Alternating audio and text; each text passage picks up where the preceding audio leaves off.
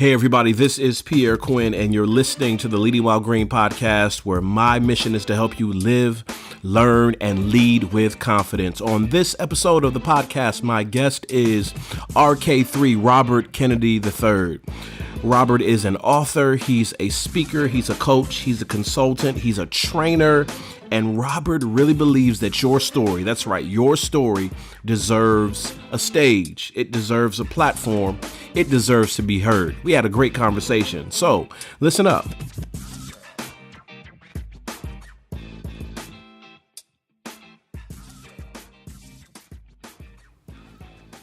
Now, before we jump into the conversation with RK3, I just want to thank you for supporting the Leading While Green podcast. Been a pleasure watching it grow over the past year or so with your listenership. Thank you for the 5-star reviews on iTunes. Thank you for sharing it on social media. Thank you for everyone who posted to their Instagram. Just thank you for being a part of this community. Now, I told you in the last episode that I'm working on a special project, working on my leadership intensive. That's right, my digital leadership intensive. And I want you to be first in line to get that digital leadership intensive. We do some leadership 101 for emerging leaders, and it's really, really good stuff. So hop over to my website, prcquinn.com, and just wait for the pop-up to show up. It'll come up in about 5 seconds. Sign up for my email list, and I'll be sure to let you know when my leadership intensive drops. Now, Robert Kennedy III has been called a powerful leadership communicator, but at his core, he's a teacher and trainer. When he speaks, he challenges everybody, employees, executives, and business leaders to take accountability for their current circumstance and then create a bigger future for themselves. We have a great conversation about life, about leadership, about learning in community, and about why you need to be a better teller of your story. Listen up to our conversation.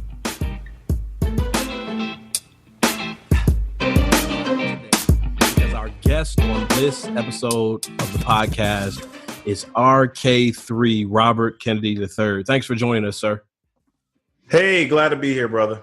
Now, if you don't know RK3, if you don't know Robert Kennedy III, that's on you. You need to get to know this guy. He's an author. He's a keynote speaker. He's a trainer. He's a coach. He's an all-around good guy and one of the best keynote speakers I have ever heard. And I don't throw that around lightly. And Robert and I are going to have a conversation about life and leadership today. How are you feeling today? I'm feeling amazing, man. Can't complain. People don't like listening to complaints anyhow, so I just don't do them. No, they file them under. I'm not talking to you anymore. Yeah. Yeah. So to kick off, man, I just want to say thank you. I don't know if you remember. I'm sure you do. But a couple of years ago, you called me and asked me to be on your podcast. Yeah. Yeah. And that was maybe about a year or so, maybe a year and a half after my first venture into podcasting. And after your podcast episode, I said, man, I need to get back into this thing. So, and we've been cranking this thing out for over a year now. And it's been really cool. But I wanted to just personally thank you for being the catalyst that had me rethink my podcast dreams. Wow. Well, I appreciate that, man. You're welcome. Whatever I can do, unknowingly, especially. So let's talk about what you do knowingly. You got a lot of hats, and I know a bit more of your story than most people. But what comprises the scope of your work today? Wow, that's a big question. So I'll whittle it down to this. I deal with leaders around leadership and communication. So a lot of leaders in organizations are there. Some are there by title. Some are there because they've just made it up the ladder for one reason or another. But ultimately, in order to be effective, in order to be impactful and influential in your organizations, you got to deal with people. And you've got to share your ideas with people. And a lot of leaders just take that for granted, and they don't know how to present their information in a way that connects with people. Sometimes that's presentations, sometimes that's casual conversation, but whatever it is, we still got to connect with people because they're people, right? And so that's really what the heart of what I do. Outside of that, man, I'm a dad. I'm a sometimes, whenever they call me, basketball coach, referee, whatever, all of that, man. I'm actually, one of the new things that I'm doing this year is I'm starting a speakers club at my kids' school this Nice. year.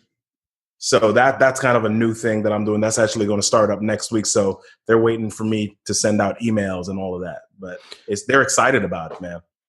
No, normally on podcasts, we do shameless plugs either at the very beginning or we do them at the Yeah. very end. Man, let's throw in a shameless plug right now. Let's talk to the folks about the community that you have of Oh, wow. communicators. Communicators. So we've got what I call the Speak Right Now community, and the goal and the idea in that is to really just empower 1 million people to share their stories through Mm, speaking or writing.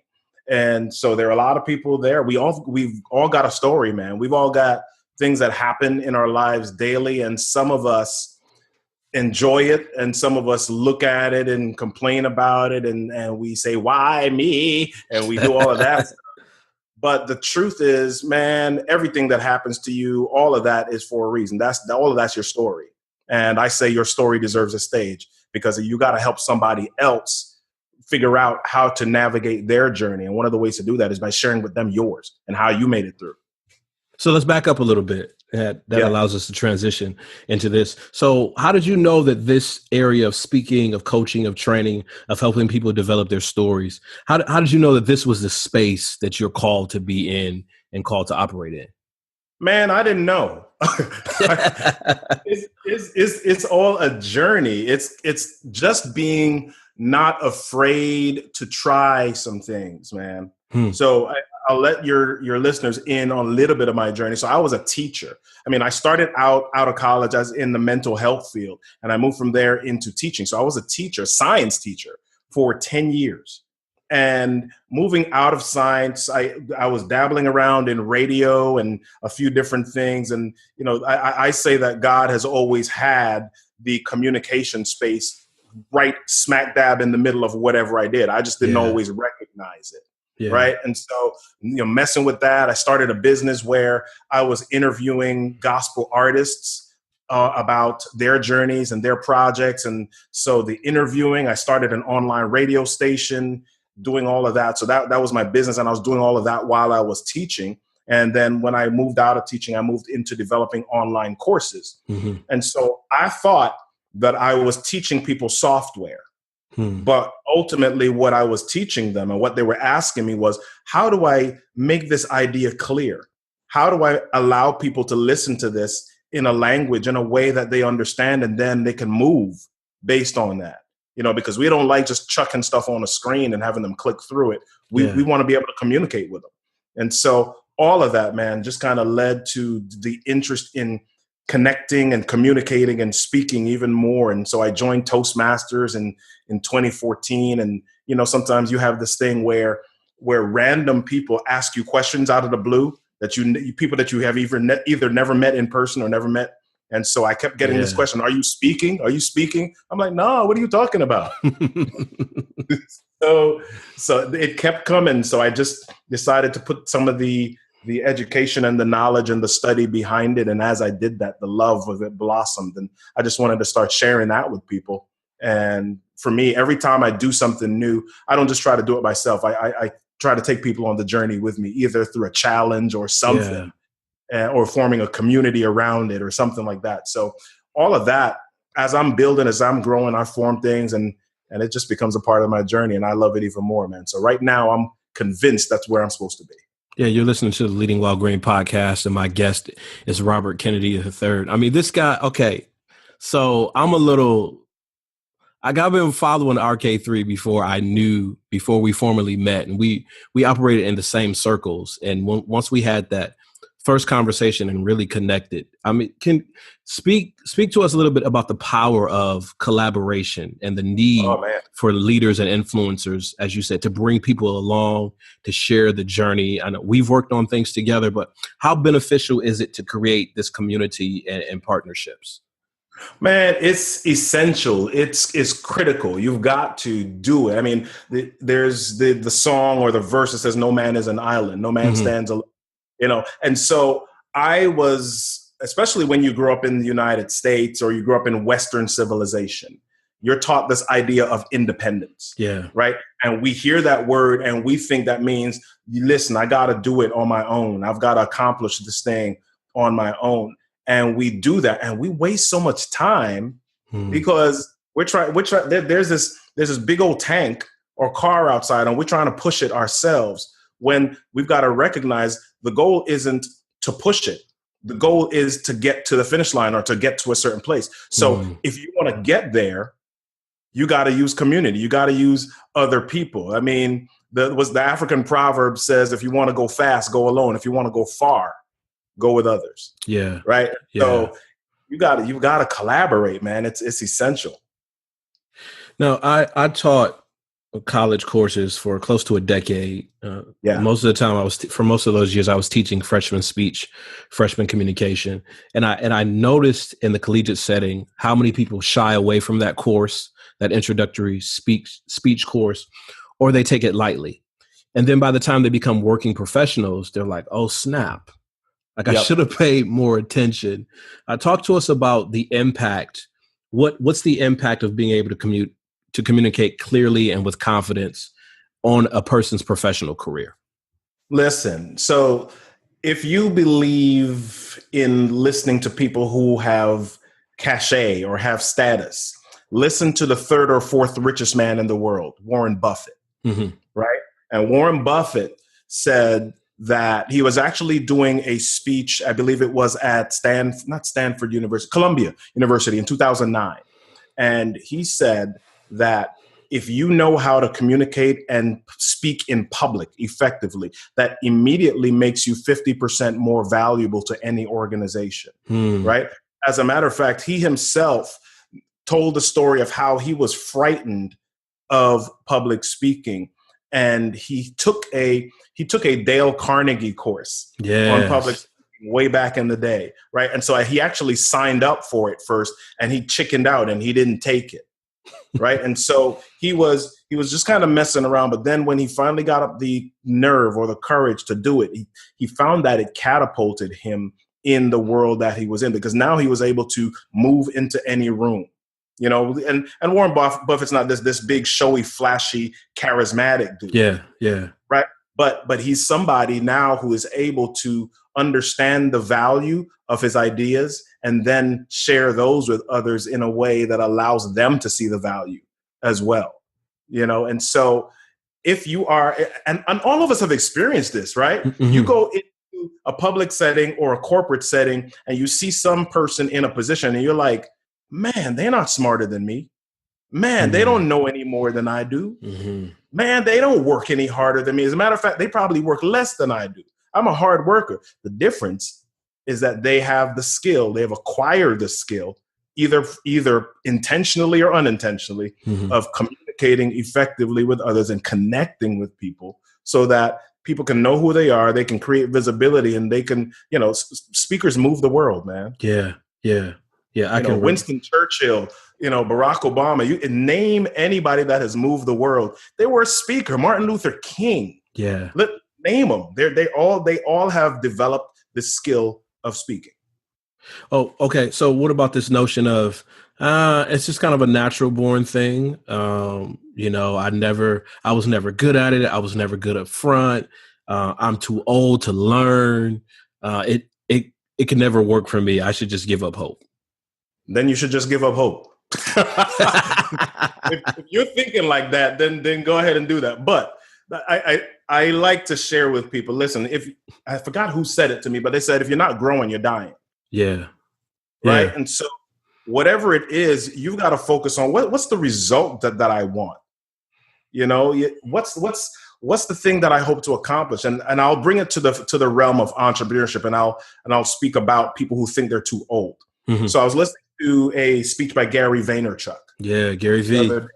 So Gary V was saying, he was listening to this study that said the most successful entrepreneurs, or the people that have the most success in their businesses that they start, usually don't start businesses until the age of 50. Wow. Right? So people around the age of 50 that decide that they're going to go into entrepreneurship are amongst the most successful ones. So, I mean, here you are, people, we compare ourselves. We're like, listen, Martin Luther King died at 38 and Malcolm X died and I'm like 43 and I ain't doing nothing.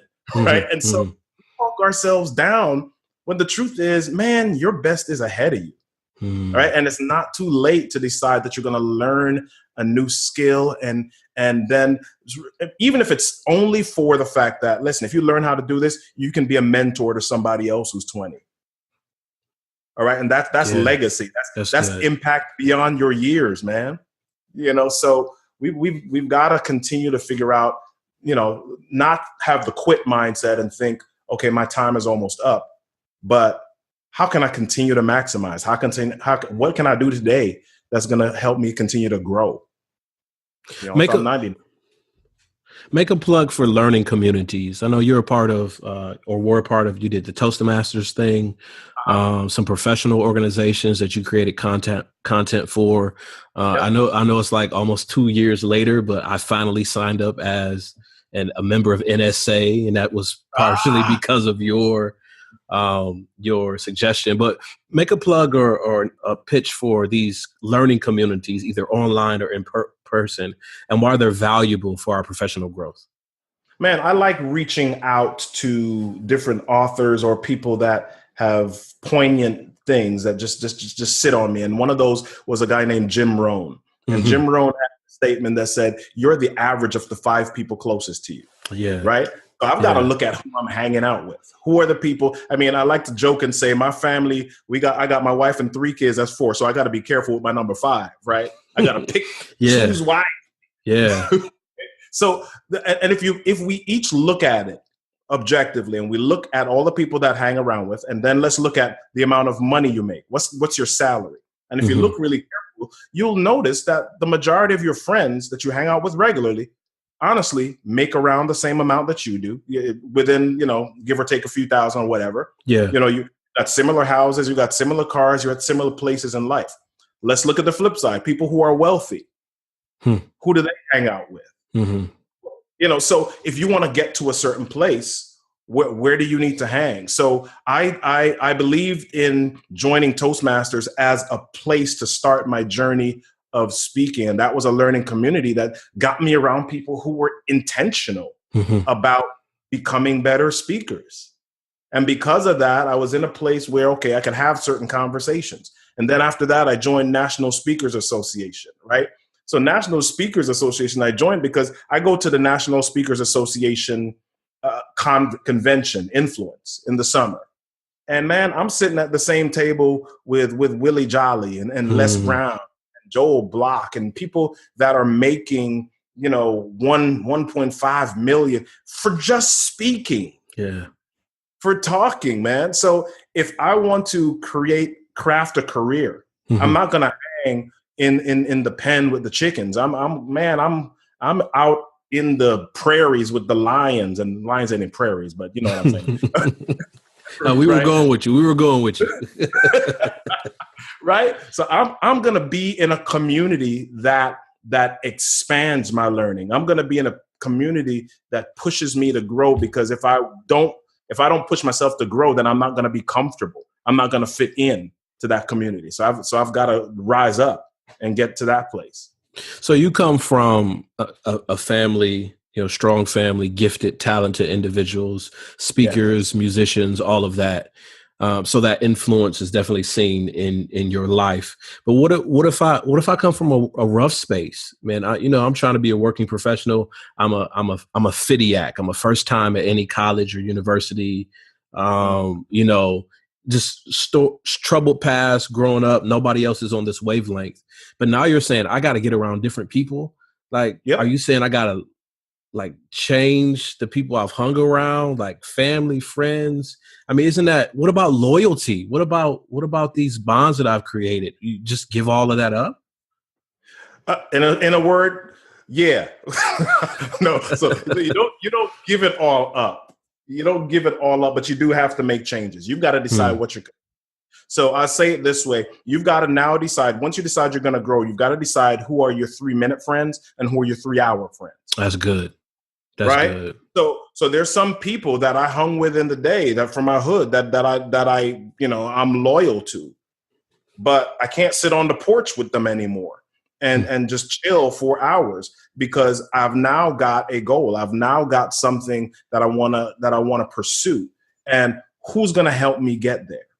Where's the community that's going to help me rise and give me the resources, or even just the knowledge, or even the motivation and inspiration to get there? So, I don't know anybody that is influential that just hangs out on the block all week. I don't know anybody like that. And people talk themselves down. You got to start reading stories. So you look at maybe, and I'll use this example, but you look at Donald Trump, or you look at a lot of other people, and they came from money. And so some people kind of think, man, if I'm going to be successful, I got to come from there. But then you read the other stories. You look at Richard Branson, right? Yeah. One of the richest dudes in the world, owns over 400 companies. Good story. Yeah. Right? And Richard Branson didn't come from money. His parents were broke. Okay. And aside from that, Richard Branson was dyslexic. And so he had a rough time in school. Right. But at some point, there's a flashpoint. At some point, there's a crossroads. There's something that causes you to say, you know what? This ain't enough for me. I'm more. I was built for better. I was built to make a difference. I was built for something bigger than this. And then once you do that, you start changing your space, man. You start putting up signs. You start releasing and moving yourself from negativity. Okay. And you surround yourself with possibility and dream. And once you begin to do that, man, it's limitless, man. You can do so much. Well, let me push back a little. Okay. What about the perspective that this kind of feeling, this itch, desire of thinking I'm built for more, I'm called for more? What about the people who say that's just the curse of youth, or a generation that has lost an idea of loyalty? Back in the day when we worked, if you didn't like the company, whatever, you just worked, you put food on the table, and the job well done was its reward. And this idea of kind of branching out is just characteristics of people who are not okay with being settled. Well, I mean, so there are different generations and different opportunities and options within generations. And I would say that now we have so much more accessible to us. And the network, the World Wide Web era gives us so much more access to hearing what people are saying. Okay. But back in the day, you still had people that knew and just knew that they were built for more, and they wanted to do more. And so if you look at every technology that we have, right? If you look at airplanes, if you look at telephones, if you look at electricity, if you look at the theory of relativity and all of the things, all of these people were people that people in their community told them they were crazy. They told them they were nuts. They told them they were nothing and they were never going to amount to anything. Right. And so these are people that changed the world, man. And there are so many stories, even the ones that we don't know about on an everyday basis. Right. There are we wait to Black History Month to hear about some of these people as well. Right. So Garrett Morgan invented the stoplight and so many other inventions. Right. And so these are people that were back then before big technology, but they were dreamers. And they were people that decided that the place that they were born into was not enough. They knew that there was a bigger world out there, and so much bigger in their mind that everybody else thought that they were insane. So this is not new, man. We just have more access now to information and are able to see a little bit more about what people are up to. And so that it looks like, okay, yeah, we're moving out of the loyalty era. We're not. We just have access to more dreamers right now. I love the quote by Henry Ford that says, if I had asked people what they wanted, they would have said faster horses. And this idea of, his dreaming that revolutionized the automobile industry. And I think for a lot of us, we're okay with walking in or participating in the dreams of other people. But when it comes to us, I mean, think of people like Bill Gates and Steve Jobs, who revolutionized personal computing. And they're such an intricate part of our everyday lives. But now we say, okay, Robert, it's time for you to dream. I'm not I'm not down for that. Or we push back on that idea. Yeah. Yeah. I mean, it's definitely, it's what's the word I want to say? It's based on perspective, man. Mm-hmm. I mean, we have, like I said, so much more that we're seeing right now, and unfairly in some ways we've divided ourselves, and we start poking at quote unquote millennials, and we start looking at different generations about how they do certain things, when how they're doing it now, that those ideas were always there. The dreams were always there. It's just that some groups just didn't feel like they had the options, or they were not brave enough or courageous enough at the time to step forward, at least in larger numbers. Mm-hmm. Okay. But now it's kind of like, okay, you got the internet, you see that some dude in Philippines is doing this, and some person in Dubai is doing this. So that's a little courage pill right there. Okay, yep, I can do this. I can ask these questions. If you don't want to do it here, I can hire somebody else to help me do it. And so that we just got more access now. That's about it. Speaking of access, your career, the network that you're developing, the connections you've made have allowed you to stand in some pretty important, influential rooms in your career. How do you deal with what Lolly Daskell describes as imposter syndrome? 95% of C-suite executives deal with this idea of, maybe I'm going to be found out tomorrow, that I'm not perfect, that I don't know everything. How do you feel how do you deal with that in the certain rooms? You're training, you're coaching, it's 10 people, it's 100, it's a big stage, it's a small stage. How do you personally wrestle with imposter syndrome? Oh my goodness. It's every day. I'll put it that way. Every day, because there are times where I'll walk into a room and I'm on a stage and I look out and there are 500 people, or there are 1,000 people, or 1,500 people. And I'm saying, why on earth are these people listening to me? What is it that I've got to say that's so doggone groundbreaking or important that they're willing to spend an hour of their time, 90 minutes of their time listening to me? And man, I just get to the point where you realize that everybody is a human being, and everybody has feelings and fears and all of the different things that come along with this journey called life. And so I just have made up my mind that I'm just going to give every bit of energy that I've got to each moment. And because if I'm not speaking to all 1,500, I might be speaking just to one. And it's that one person that needed to hear 5 seconds of what I had to say that might make a difference, And so that I'll say it this way. I was a teacher for 10 years. And in the classroom, you hear students and they act up and they do all sorts of stuff. And literally, there were some students that I stopped teaching in 2003.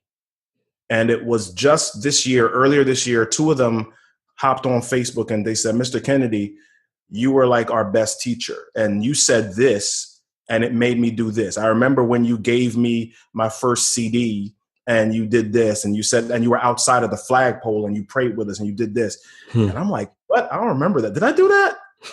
So sometimes in the moment when and I'll tell you this, back then I felt like, man, I don't know what I'm doing with these kids. Yeah. Right. I know that. So in that moment where you're feeling like an imposter, if you're able to summon up just 1 millimeter, 1 milligram, 1 ounce of courage, that little ounce, that mustard seed amount is going to make a difference in the life of even one person. And you may not hear it right then, but 20 years down the road, God willing, you're around, you're going to hear something, and you're not going to recognize that journey that you're on now was started all the way back then for just that one person. So that makes all the difference for me, man.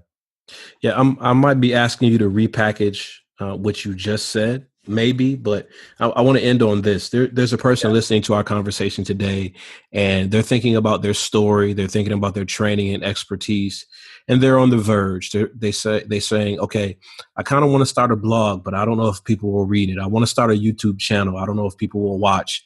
I need to write a book. I need to start my business. I need to start coaching other people. I need to start mentoring, but I don't know. I don't know if I can or I should, or if anybody will listen, or if it'll make a difference. And they're kind of on the verge listening to this podcast. Why should they start? Why should they start? I'll say 3 words. It doesn't matter.